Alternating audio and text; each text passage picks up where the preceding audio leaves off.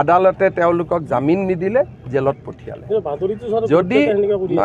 যদি আমি ক'লোহেঁতেন জেলত পঠিয়ালে তেতিয়া ইয়াত ক'লে 5 ষ্টাৰ জেল অমুক জেল ভচুক জেল ইয়াত এয়াৰ কণ্ডিশ্যন আছে অমুক আছে এইবিলাক যিবিলাক উলিয়ালে আজি সিহঁতি একযোৰ কাপোৰতে আছে মাটিত শুই আছে পকাত শুই আছে আচলতে জুবিনে কৈছিলে যে য'তে নাহৰ গছ থাকিব জুবিন গাৰ্গ তাতে থাকিব গতিকে জুবিন যিহেতু সোণাপুৰতে এতিয়া থাকিব স্থায়ীভাৱে সকলোৰে মাজত আপোনালোকৰ মাজত গতিকে আমি সকলোৱে বিচাৰিছোঁ বা স্থানীয় ৰাইজৰ লগতো আমি এই কথাটো আলোচনা কৰিছোঁ যে বহুতখিনি নাহৰ পুলি এতিয়া গোট খাইছে নমস্কাৰ ফেমিলি কি খবৰ আপোনালোকৰ কমেণ্টত জনাই দিব পোনপ্ৰথমে দুটা আপডেট লৈ আহিছোঁ দুটা মানে জুবিনদাৰী হ'ব আপডেটটো আপোনালোকে সকলো সম্পূৰ্ণকৈ ভিডিঅ'টো চাই ল'ব ঠিক আছে এতিয়া আমাৰ মুখ্যমন্ত্ৰী মহোদয় কি কথা ক'লে চেমকানু মহন্ত আৰু সিদ্ধাৰ্থ শৰ্মা জেললৈ কেনেকুৱা আছে ষ্টেণ্ডাৰ্ডত আছে নে কিবা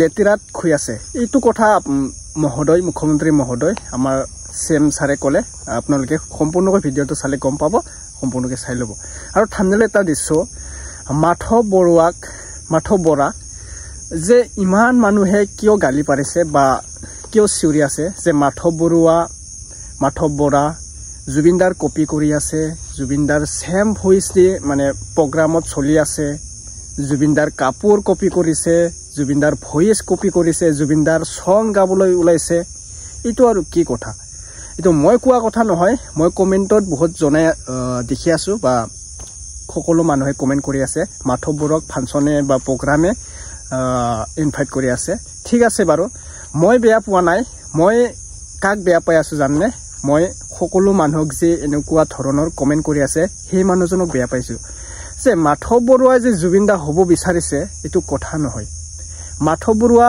ছেম ঠিক তাৰে কথাৰে বা ভইচেৰে ছেম এইটো আমি মানি ল'ব পাৰোঁ কিন্তু জুবিনদাৰ দৰে কেতিয়াও হ'ব নোৱাৰে পাপন দাই কি কৈছিলে ছিংগাৰ পাপন দাই আমাৰ সকলোৰ কণ্ঠশিল্পী পাপন দাই কি কৈছিলে মই কেতিয়াও জুবিনদা হ'ব নোৱাৰিম ঠিক আছেনে পাপন দাই এনেকুৱা কথা কৈছিল ঠিক আছে মাধৱো জুবিনদাৰ দৰে হ'ব নোৱাৰে আমি জানো তথাপিও মই ভাবিছোঁ আমি যে আমাৰ মনটো বেয়া যে আমাৰ জুবিনদা আমাৰ কাষত নাই আমি ভাবি ল'লোঁ মাধৱ বৰুৱাৰ কথা আমি ফাংচন প্ৰগ্ৰামত শুনি আমি ভালে পাই আছোঁ যে জুবিনদা আমাৰ কাষত আছে জুবিনদা মৃত্যু হ'লেও জুবিনদাৰ দৰে ছেম ভইচ বা ছেম ফেচ এজন নহয় এজন আহিব এনেকুৱা যেনেকুৱা মাধৱ বৰুৱাৰ আমি ভইচটো জুবিনদাৰ দৰে ছেম পাই আছোঁ বা আমাৰ মনটো সুখেৰে হৈ আছোঁ ঠিক তেনেদৰে আমি ভাবি ল'ব লাগে কিন্তু মাধৱ বৰুৱাক যে ইমান যে বেয়াকৈ কমেণ্ট কিয় কৰি আছে কৰিব নালাগে নহয় মাধৱ বৰুৱা যে জুবিনদা হ'ব নিবিচাৰে মাধৱ বৰুৱা ঠিক আমাৰ মনটো বেয়াটো ভাল কৰিবলৈহে জুবিনদাৰ কপি কৰি আছে ঠিক তেনেদৰে জুবিনদাৰ দৰে মাধৱ বৰুৱা হ'ব নোৱাৰে সকলোৱে জানে এনেকুৱা বেয়া কমেণ্ট কৰিব নালাগে মাধৱ বৰুৱা বেয়া নহয় মাধৱ বৰুৱা ভালে কৰি আছে যে মানুহবিলাক কৈ আছে কপি কৰি আছে জুবিনদাৰ দৰে ভইচ উঠলাই আছে জুবিনদা হ'ব বিচাৰি আছে ঠিকে কৈছে কিন্তু জুবিনদা কেতিয়াও কোনো হ'ব নালাগে আৰু জুবিনদাৰ দৰেও হ'ব কোনো নোৱাৰে ঠিক তেনেদৰে মই মাধৱ বৰুৱাৰ এটা আপডেট লৈ আহিছোঁ ঠিক আপোনালোকে দেখি চাই এতিয়া কি ক'ব আৰু ন বেলেগৰ কথা মানে ভালো ক'ব বেয়াও ক'ব এইটো ক'ব নোৱাৰিম মাধৱ বৰুৱাৰ আপডেটটো গ'ল এতিয়া আমাৰ মহোদয় আমাৰ অসমৰ মুখ্যমন্ত্ৰী ডক্টৰ হিমন্ত বিশ্ব শৰ্মা ডাঙৰীয়াই কি কথা ক'লে চেমকানু মহন্ত বোলে জেলত মাটিত শুই আছে আদালতে তেওঁলোকক জামিন নিদিলে জেলত পঠিয়ালে যদি আমি ক'লোহেঁতেন জেলত পঠিয়ালে তেতিয়া ইয়াত ক'লে 5 ষ্টাৰ জেল অমুক জেল ভচুক জেল ইয়াত এয়াৰ কণ্ডিশ্যন আছে অমুক আছে এইবিলাক যিবিলাক উলিয়ালে আজি সিহঁতি একযোৰ কাপোৰতে আছে মাটিত শুই আছে পকাত শুই আছে এতিয়া তেওঁলোক গোটেইকেইজনে আজিতো কোনেও দেখুওৱা নাই যে আজি ইমান দিন মাটিত শুই আছে তাৰ ভিতৰত বিচনা এখনো নাই যাব আপোনালোককো লৈ যাম ভিডিঅ' কিয় ল'ব নিদিব আপোনালোকে ভিডিঅ' লৈ যাব তেওঁলোকে আজি মাটিত শুই আছে এযোৰ কাপোৰ পিন্ধি আছে ঘৰৰ মানুহ পৰ্যন্ত আহি লগ কৰিব পৰা নাই, যি কাৰণেই নহওক কিয়। গতিকে যেতিয়া সঁচা কথাখিনি আমি যদি ৰাইজক জনাওঁ যে জুবিনৰ ঘটনাৰ লগত জড়িত এজনকো আজি 16-17 দিন হৈ গ'ল আমি জামিন ল'ব দিয়া নাই। পজিটিভ কথাখিনি ক'লে যুৱকসকলটো আশ্বস্ত হ'ব। এতিয়া যুৱকসকলৰ মোৰ ওপৰতো খং আছে যে ন্যায় দিয়া নাই, কিন্তু ন্যায় আমি যে দি আছোঁ, জামিন ল'ব দিয়া নাই। এটা এটাকৈ চবক ধৰি আনিলোঁ, চবে জেলত সোমাই আছে। আপোনালোকে যদি কথাখিনি পজিটিভ কয়, কালিৰ প্ৰায় পজিটিভ, আজিলৈকে এজনকো জামিনত ওলাব দিয়া নাই। উল্টাহে কৈ থাকে এই সুপ্ৰিম কোৰ্টত কেছ কৰিলে, কেছ হোৱাই নাই, লগাই দিলে বোলে এইখন জেলত তেওঁলোকক এয়াৰ কণ্ডিশ্যন ৰুমত ৰাখিব, বোলে এইখন 5 ষ্টাৰ। এজনে ড্ৰোনৰ পৰা ওপৰত ফটো ল'লে, লৈ কৈ দিলে এইখন ৰিজৰ্ট। হ'ব পাৰে নেকি কওকচোন? জেলটো জেল, এই নতুনকৈ জেল বনোৱাৰ কাৰণে নতুন লাগি আছে, কিন্তু ৰেজৰ্ট হ'ব পাৰে নেকি জেল? লকআপ ৰেজৰ্টত থাকে নেকি? মইতো নিজে জেলখন চাই গৈছোঁ, আপোনালোকো মোৰ লগত আছিল। এইখন ৰেজৰ্ট হ'ব পাৰে নেকি কওকচোন? চাওক, বাক্সাত নানিলে বিতৰ্কিত ব্যক্তিকটো ধৰক 14 বছৰ কাৰাদণ্ড হ'ল, ক'ত ৰাখিম? অসমৰ কোনোবা এখন জিলাতেতো ৰাখিব লাগিব। চেণ্ট্ৰেল জেলত থাকিলে গুৱাহাটীৰ মানুহ যদি ওলাই আহে, এতিয়া ভগাই যোগাই ৰাখিব লাগিব। নাই, আদালতে কালি ধৰক শাস্তি দিলে যে জুবিন গাৰ্গৰ ঘটনাৰ লগত জড়িত শ্যামকানু মহন্ত, সিদ্ধাৰ্থ শৰ্মাক 14 বছৰ যাৱজ্জীৱন কাৰাদণ্ড দিয়া হ'ল। ক'ত ৰাখিম? অসমৰ কোনোবা এখন জেলতেতো ৰাখিব লাগিব।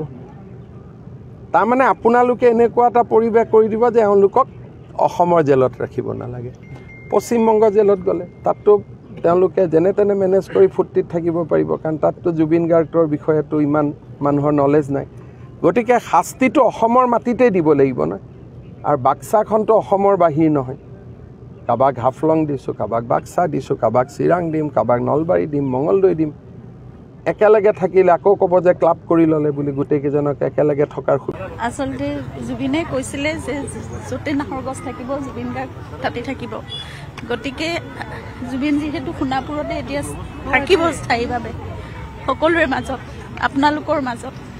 গতিকে আমি সকলোৱে বিচাৰিছোঁ বা স্থানীয় ৰাইজৰ লগতো আমি এই কথাটো আলোচনা কৰিছোঁ যে বহুতখিনি নাহৰ পুলি এতিয়া গোট খাইছে, আৰু সকলোখিনি জুবিন ক্ষেত্ৰতে যিহেতু ৰোপণ কৰাটো সম্ভৱো নহয়, আৰু অলপ দিনৰ পিছৰ পৰা হয়তো জুবিন ক্ষেত্ৰৰ নিৰ্মাণ কাৰ্য আৰম্ভ হ'ব। গতিকে তেতিয়া পুলিবোৰৰ সেই য'ত যিকোনো স্থানত ৰুই দিলে পিছলৈ পুলিবোৰ মানে বেয়া হৈ যাব পাৰে। সেইকাৰণে আমি ঠিক কৰিছোঁ যে সোণাপুৰৰ পৰা আৰম্ভ কৰি গোটেই জাগিৰোডৰ এইখিনি অঞ্চললৈকে এইখিনি গোটেইখিনি জুবিনৰ নাহৰ বন হওক। জুবিনৰ নাহৰ বন এটা খুব ধুনীয়া এখন ঠাইও হ'ব মই ভাবোঁ। নাহৰ বনৰ মাজত জুবিন খুব সুখেৰে থাকিবও পাৰিব আনন্দৰে।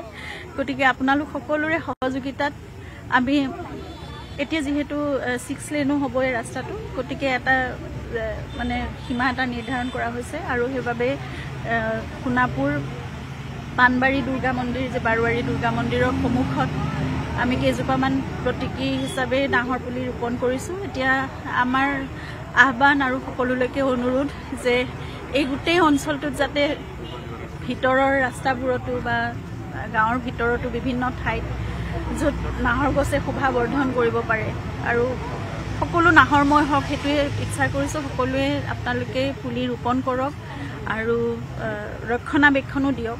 অকল ৰুলে নহ'ব, গছজোপা ডাঙৰ হওক আৰু সকলোতে নাহৰময় হৈ থাকক, নাহৰৰ সুবাস বিয়পি থাকক, গোটেই ঠাইখন জুবিনময় হৈ থাকক, সেইটোৱে কামনা কৰিছোঁ। আৰু সেউজ হৈ থাকক, তেওঁ অসমখন জুবিনে যেনেদৰে বিচাৰিছে। 31 অক্টোবৰত যিহেতু জুবিনদাৰ সপোনৰ ছবি মুক্তি পাব, কি ক'ব? জুবিনৰ সপোনটো যে আমি কঢ়িয়াই আগুৱাই নিব পাৰিছোঁ, সেইটোৱে আমাৰ কাৰণে এটা বৰ সুখৰ কথা। যেনেকৈ নহওক আমি আমাৰ সামৰ্থ্যৰে আমি চেষ্টা কৰিছোঁ জুবিনৰ সপোনটো সাকাৰ ৰূপ দিবলৈ। আৰু ইতিমধ্যে দেখিছোঁৱেই যে সকলোৱে ছবিখন চাবলৈ আগ্ৰহ প্ৰকাশ কৰিছে আৰু সকলো ৰৈ আছে অপেক্ষাত। আৰু ক'বলৈ বেয়া লাগিলেও আমি হয়তো পৰ্দাত জুবিনক এনেদৰে খোজ কৰা, অভিনয় কৰা, গান গোৱা সকলোবোৰ আমি